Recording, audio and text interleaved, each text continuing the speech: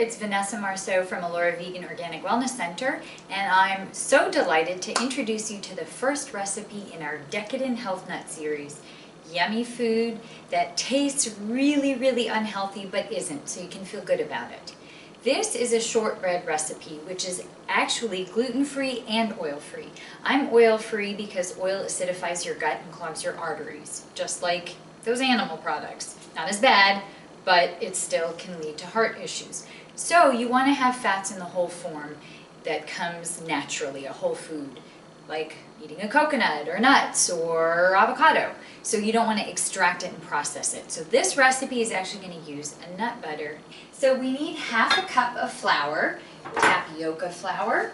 I like to make a mess in the kitchen, it's fun. And then half a cup of my quinoa flour. Quinoa flour is so great and versatile. I use it in a lot of different recipes.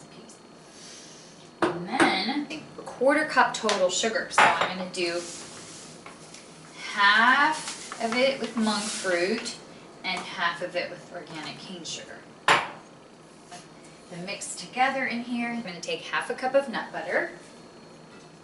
We want a teaspoon of vanilla extract and half a teaspoon of sea salt. Salt helps the sugary flavor come out more.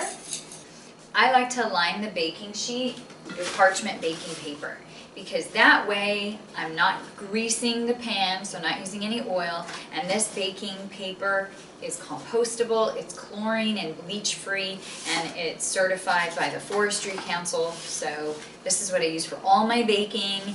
And if you want to add some spices, cloves, cinnamon, ginger, those are great in it too. I'm not going to today because I'm just doing the classic version.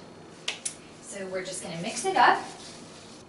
I'm going to be using some animal cookie cutters because animal cookie cutters are the only ethical way to eat animals. And I like to have little bunnies or elephants or whatever kind of shape you want, or little balls, whatever.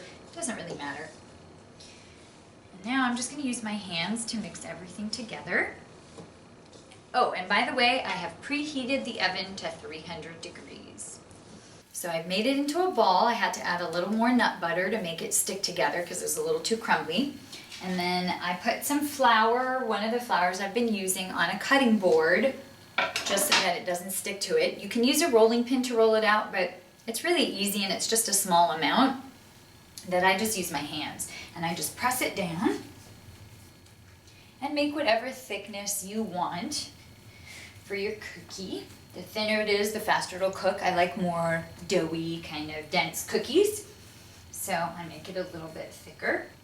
This yields about 8 cookies, depending on the size that you're making it, and the thickness, of course. And here we are, all these wonderful animal shapes, freshly baked out of the oven. 45 minutes, let them cool for about 30 minutes, and then enjoy. Thanks for watching. See you next time. Bye.